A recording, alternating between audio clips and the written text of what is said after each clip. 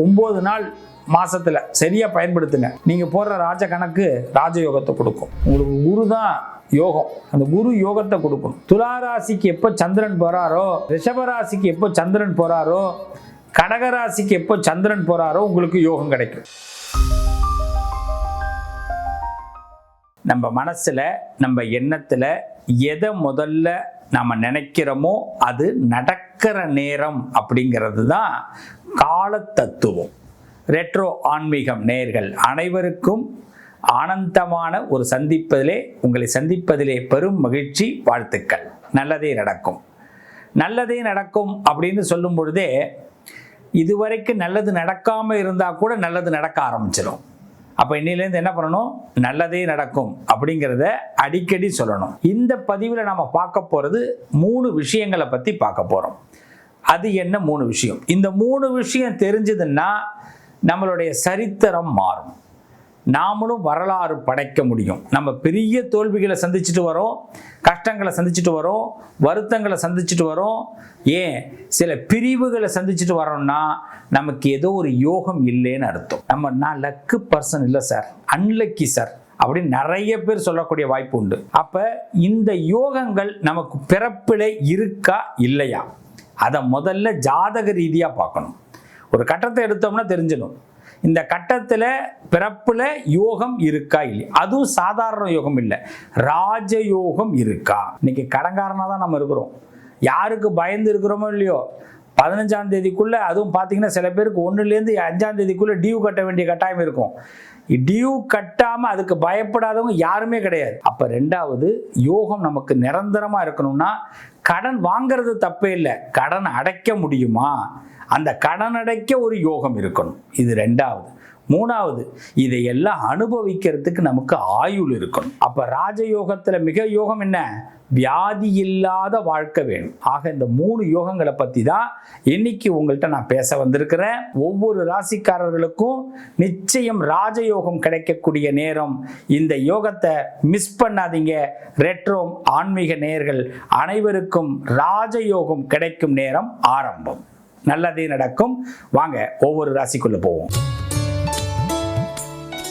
தன்னை புரிந்து கொள்வதற்காக எத்தனையோ தவம் செய்தவர்கள் உண்டு, எத்தனையோ 1000 பேர் உண்டு, கோடி பேர் உண்டு, லட்சம் பேர் உண்டு. ஆனால் இன்னமும் தன்னையே புரிந்து கொள்ளாமல் வாழக்கூடியவர்கள் தனுசு ராசிக்காரர்கள். ஏன்னா ஏதாவது ஒன்று செஞ்சு மாற்றிக்கலான்னு ஆசைப்படுவோம். ஆனால் நிறைய விஷயத்தில் மாட்டிக்கிட்டு தான் அவஸ்தைப்படுறோமே தவிர ஆசை நிறைவேறின மாதிரி தனுசுக்கு இன்னும் வரல. ஆனால் மனசார பார்க்கும்போது எதுவும் ஒரு விதத்தில் கெட்டு போகணும், யாரையும் அழிக்கணும், இன்னொருத்தம் பணத்து மேலே ஆசையோ அதெல்லாம் தோணாது தனுசுக்கு. ஆனால் அதே நேரத்தில் நம்மளுடைய ஆசைகளை நம்ம அடைஞ்சிடணும், நமக்கு ஒரு வாய்ப்பை ஏற்படுத்தணும்னு நினச்சி புதிய வாய்ப்புகளை எல்லாம் பற்றி யோசிப்பார்கள். இப்படிப்பட்ட தனுசு ராசிக்காரர்களுக்கு எப்பயுமே பார்த்தீங்கன்னா இந்த கத்தி ஒன்று தலையில் குத்துற மாதிரியே தொங்கிட்டு இருக்கும், எந்த ஒரு விஷயத்தில் எடுத்தாலும் சரி. அப்போ மேக்சிமம் தனுசு ராசிக்காரர்கள் யாரையும் நம்பாமல் வாழணும், உங்கள் உழைப்பை நம்பணும். உங்களுக்கு ஒரு சான்ஸ் கிடைச்சதுன்னா அதை இன்னொருத்தவனுக்கு கொடுக்கக்கூடாது. எப்பேற்பட்ட சான்ஸ் கிடைச்சாலும், சார் அவனை எனக்கு வாழ்க்கையில் உயர்த்தி விட்டாரு, தூக்கி விட்டாரு, அவர் இல்லைன்னா நான் இல்லை அப்படிலாம் சொல்லுவோம். ஒரு சேர் கிடைக்குது, ஒரு பதவி கிடைக்குது, உடனடியாக அந்த பதவியை அவர் தான் எனக்கு வாழ்க்கையில் எனக்கு ஹெல்ப் பண்ணார் வாங்க அப்படின்னு நீங்கள் அந்த பதவி அவர்கிட்ட கொடுக்கக்கூடாது. அதை தான் தனுசு ராசிக்காரர்களுக்கு நான் சொல்கிற முதல் வார்த்தை. உங்களுக்கு கிடைச்சா உங்களுக்கு தான். ஒரு ஃப்ரூட்டு கிடைக்குது, ஷேர் பண்ண வேண்டாம், உங்களுக்கு தான், உங்கள் குடும்பத்துக்கு தான், அப்புறமா தான் மற்றவங்களுக்கு. அதே மாதிரி உங்கள்கிட்ட யாராவது பலகீனமாக வந்து பேசுகிறாங்க அப்படின்னா பாவப்பட்டு சுத்தமாக நம்பாதீங்க, உங்களை ஏமாத்துறாங்கன்னு அர்த்தம். அதே மாதிரி உங்களை கட்டுக்குள்ளே வைக்கணும்னு சில பேர் நினைப்பாங்க, நிறைய பேர் நினைப்பாங்க. தனுசு ராசி எந்த கட்டுக்குள்ளேயும் போய் நிற்காதீங்க. உங்களுக்கு வர யோகத்தையும் அவர்கள் கெடுத்துருவாங்க. இன்னொருத்தர் பேச்சை கேட்டு தான் நீங்கள் வாழணும்னு அவசியம் இல்லை. இன்னொருத்தரோட முன்னேற்றத்துக்காக நீங்கள் ஒரு திட்டம் போடுங்க, உங்கள் முன்னேற்றத்துக்கு கூட போட வேணாம், இன்னொருத்தர் முன்னேற்றத்துக்காக. அதுதான் உங்களுக்கு பெஸ்ட்டு. அப்போ தான் உங்களுடைய திறமை மற்றவங்களுக்கு தெரிய வரும். அதே நீங்கள் எல்லாத்துக்கும் வளைஞ்சு கொடுத்து இன்னொருத்தவங்களை நான் காசுக்காக எது வேணாலும் செய்கிறப்பா அப்படின்னு இறங்கினோம்னா நம்மளை அவமானப்படுத்திடுவாங்க. ஆக தனுசு ராசிக்காரர்களுக்கு ராஜயோகம் அப்படிங்கிறது குருவினால் வரும், சுக்கிரனால் வரும், புதனால் வரும். இந்த புதன் உங்களுக்கு சௌகரியமாக இருக்கணும். தனுசு ராசிக்காரர்களுக்கு 10வது வீட்டில் புதன் இருந்தார்னா தொழில் கர்மாதிபதி யோகம், நல்ல அறிவு ஸ்தானம் வேலை செய்யும், ஆராய்ச்சிகள் வேலை செய்யும். நீங்கள் 10 பேருக்கு வேலை கொடுக்கலாம், உங்களை நம்பி 10 பேர் இருப்பான், ஓனரே உங்களை நம்பி இருப்பான். இதுதான் உண்மை. அதேமாரி 7வது வீட்டில் புதன் இருந்தார்னா உங்களுக்கு ஆராய்ச்சி சம்மந்தப்பட்ட, அதாவது இல்லற வாழ்க்கை, அதில் வந்து பார்த்திங்கன்னா நட்பு உங்களுக்கு இல்லறமாக அமையும், ஒரு நல்ல டீப் ரிலேஷன்ஷிப் நல்லா இருக்கும். அதே புதன் நீசமாக போயிட்டாருன்னு வச்சுங்களேன், 4ஆம் இடத்துல நாடு நகரம் இல்லாமல் நம்ம அலைஞ்சிக்கிட்டே இருக்கணும். இந்த தனுசு ராசிக்கு சனி நீசமாக போனாலும் நல்லா இருக்காது. அப்பா தாத்தா பாட்டம் பண்ண பாவம்லாம் நம்மளை வந்து சேரும். மேஷத்தில் சனி இருக்கக்கூடாது உங்களுக்கு, மீனத்தில் புதன் இருக்கக்கூடாது உங்களுக்கு. அதுமாரி 10வது வீட்டில் சுக்கிரன் இருக்கக்கூடாது, பைசாவுக்கு பிரோஜனம் இருக்காது நமக்கு. நிறைய இடத்துல பாதகம் ஏற்படும். இந்த பாதகங்கள்லாம் நம்ம இல்லாமல் இருக்கணும் அப்படின்னா குரு நமக்கு சௌக்கியமாக இருக்கணும். உங்களுக்கு குரு தான் யோகம், அந்த குரு யோகத்தை கொடுக்கணும். அதே மாதிரி தனுசு ராசிக்காரர்களுக்கு பர்மனெண்ட்டாக ஒரு நல்ல சக்ஸஸ்ஃபுல் வரணும் அப்படின்னு கேட்டால், சந்திரன் உங்களுக்கு எப்பெல்லாம் உச்சம் பெறுகிறாரோ, அதாவது துளாராசிக்கு எப்போ சந்திரன் போகிறாரோ, ரிஷபராசிக்கு எப்போ சந்திரன் போகிறாரோ, கடகராசிக்கு எப்போ சந்திரன் போகிறாரோ உங்களுக்கு யோகம் கிடைக்கும். பொதுவாக அந்த நட்சத்திரங்களை நீங்கள் கவுண்ட் பண்ணிங்கன்னா தெரியும். தனுசு ராசிக்காரர்களுக்கு துளாராசிக்காரர்கள் நண்பர்களாக வருவாங்க, கடகராசிக்காரர்கள் நண்பர்களாக வருவாங்க, ரிஷபராசிக்காரர்கள் நண்பராக வருவாங்க. இதெல்லாம் உங்களுக்கு நட்பு பெறும்.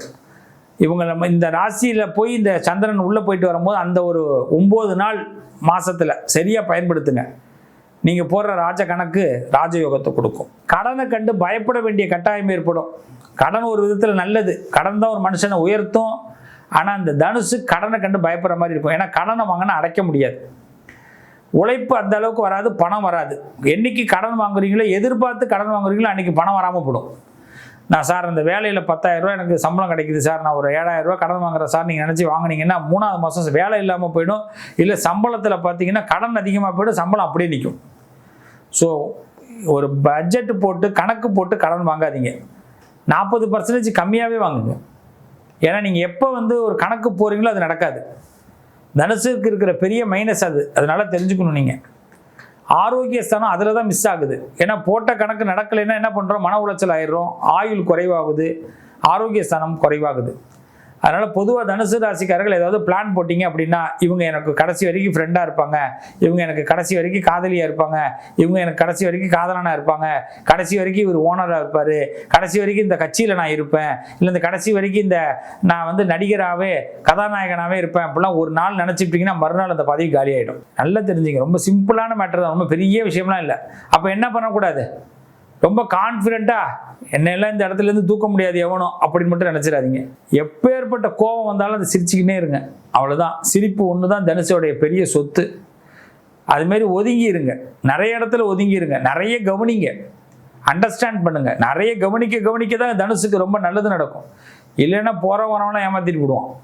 அதனால் தனுசு ராசிக்காரர்களுக்கு ராஜயோகம், கடன், வியாதி இதெல்லாம் நமக்கு, அது கடன் வந்து விலகணும், ராஜயோகம் கூடணும், அதேமாதிரி வியாதி விலகணும்.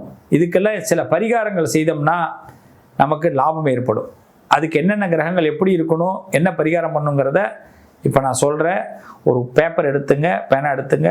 இந்த ராஜயோகம் கிடைக்கிறதுக்கு, கடன் தீருவதற்கு, ஆரோக்கியம் ஏற்பட்டு ஆயுள் பெருகுவதற்கு கிரகங்கள் எப்படி இருந்தால் நல்லாயிருக்கும் அப்படிங்கிறத முதல்ல தெரிஞ்சிருங்க.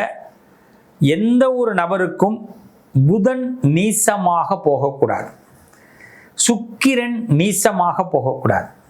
யாருக்குமே புதன் நீசமாக போனாலோ, சுக்கிரன் நீசமாக போனாலோ, செவ்வாய் நீசமாக போனாலோ, சனி நீசமாக போனாலோ, சூரியன் நீசமாக போனாலோ, குரு நீசமாக போனாலோ, நீச கிரகம் உங்கள் ஜாதகத்தில் இருந்தால் கொஞ்சம் சிரமம்தான். இதையெல்லாம் அனுபவிச்சு தான் வரணும். அப்படின்னா எப்படி இருக்கக்கூடாது, மீனத்திலே புதன் இருக்கக்கூடாது, மேஷத்திலே சனி இருக்கக்கூடாது. அதே மாதிரி கேதுவோ ராகுவோ கண்டிப்பாக ரிஷபத்தில் இருக்கக்கூடாது, கடகத்தில் செவ்வாய் இருக்கக்கூடாது, கன்னியில் சுக்கிரன் இருக்கக்கூடாது, துளாராசியிலே சூரியன் இருக்கக்கூடாது. அதே போல விருச்சக ராசிக்காரர்களுக்கு இந்த சந்திரன் நீசம் ஆயிடுவார். மற்ற ராசிக்காரர்களுக்கு எப்போ விருச்சகத்திற்கு சந்திரன் வருகிறாரோ அப்போ கஷ்டம். குரு மகரத்தில் இருக்கக்கூடாது யாருக்கும். இப்படி நீசமாக இருந்தால் நமக்கு சில தர்ம சங்கடம் ஏற்படும். அந்த நேரத்தில் உரிய பரிகாரம் பண்ணி மாற்றிக்கிங்க. அதே டிராவல் பண்ணும்போது டவுன், ஏகப்பட்ட டவுன் ஏற்படுது. அதனால ராஜயோகம் தடுத்து நிறுத்தப்படுகிறது. கடனுக்குள்ள அதிகமாகிடுறோம், வியாதி அதிகமாக வருது, நம்ம எதிர்பார்க்காத செலவுகள் வருது. இதை ஃபஸ்ட்டு தெரிஞ்சுங்க. அடுத்த பரிகாரம், இந்த ஃபஸ்ட்டு ராஜயோகம் ஏற்பட என்ன செய்யலாம்? ஒரு 9 வெள்ளிக்கிழமை, நல்ல கவனிங்க, 9 வெள்ளிக்கிழமை சுக்கிரனுக்கு வழிபாடு பண்ணுங்க. அது சுக்கிர ஹோரை. காலையில் 6 to 7, இரவு 8 to 9, மத்தியானம் 1 to 2ல் 6 நெய் விளக்கு போடுங்க மகாலட்சுமிக்கு. நிச்சயமாக சுக்கிர பலன் கிடைக்கும். உங்கள் அழகு கூடும், வருமானம் கூடும், வசதி கூடும், ராஜயோகம் கூடும். சூரிய பகவான், சூரிய நமஸ்காரம் ஞாயிற்றுக்கிழமை பண்ணுங்க. நீங்கள் பிரபலமான யோகத்தை அடைவீர்கள். பிரபலமான யோகத்தை அடைவீர்கள். புத்திசாலித்தனம் அதிகமாக கிடைக்க நீங்கள் மகாவிஷ்ணு, உங்கள் வீட்டில் விஷ்ணு சகஸ்ரநாமம் டெய்லி பாராயணம் பண்ணுங்க. அடுத்தது கடன், கால பைரவரை வழிபாடு பண்ணுங்க. ஒவ்வொரு செவ்வாய்க்கிழமையும் பைரவருக்கு நெய் தீபம் 2 போட்டு தயிர் சாதம் நிவேதியம் பண்ணி பைரவர் வழிபாடு பண்ணுங்க. அந்த தயிர் சாதத்தை 4 பேர் கொடுங்க. தேய்பிறை அஷ்டமியில் மிளகு தீபம்னு சொல்லுவாங்க. 13 மிளகு வச்சு ஒரு சிகப்பு துணி, காடா துணியில் கட்டி நெய் விளக்கு போடுங்க. ஒரு ஆளுக்கு ஒரு தீபம். உங்கள் வீட்டில் 5 பேர் இருந்தால் 5 தீபம். கடன் அடையும். பிரத்யங்கராதேவின்னு சொல்லுவாங்க. செவ்வாய்க்கிழமையில் பிரத்யங்கராதேவியை போய் வழிபாடு பண்ணுங்க. கடன் அடையும். ஆரோக்கியம் அதிகமாகிறதுக்கும் வியாதி இல்லாமல் இருக்கிறதுக்கும் ஆயுள் கூடுவதற்கும் மிருத்யுஞ்சய ஜபம் பண்ணுங்க. வாய்ப்பு கிடைச்சா திருக்கடவூர் அபிராமி அமிர்தகடேஸ்வரர் ஆலயத்திற்கு திங்கட்கிழமையில சோமவாரத்தில் சென்று வழிபாடு பண்ணுங்க. நல்லது நடக்கும். அபிராமியை வழிபாடு செஞ்சுட்டு வைத்தீஸ்வரன் கோயில்னு சொல்லுவாங்க, அங்கே வைத்தியரோகநாதர் இருப்பார், அவரையும் சேவிச்சுட்டு வாங்க. நிச்சயமாக கடன் விலகும். இதை மட்டும் செஞ்சு பாருங்க. ரெட்ரோ ஆன்மீக நேயர்கள் அனைவருக்கும் ராஜயோகம் ஏற்படும், கடன் அடையும். நிச்சயமாக வியாதி இல்லாமல் இருப்பீங்க. கண்டிப்பாக ஆயுள் பலத்தோடு இருப்பீங்க. நிச்சயமாக கோடீஸ்வரர்கள் ஆவீங்க. வாழ்த்துக்கள். நல்லதே நடக்கும்.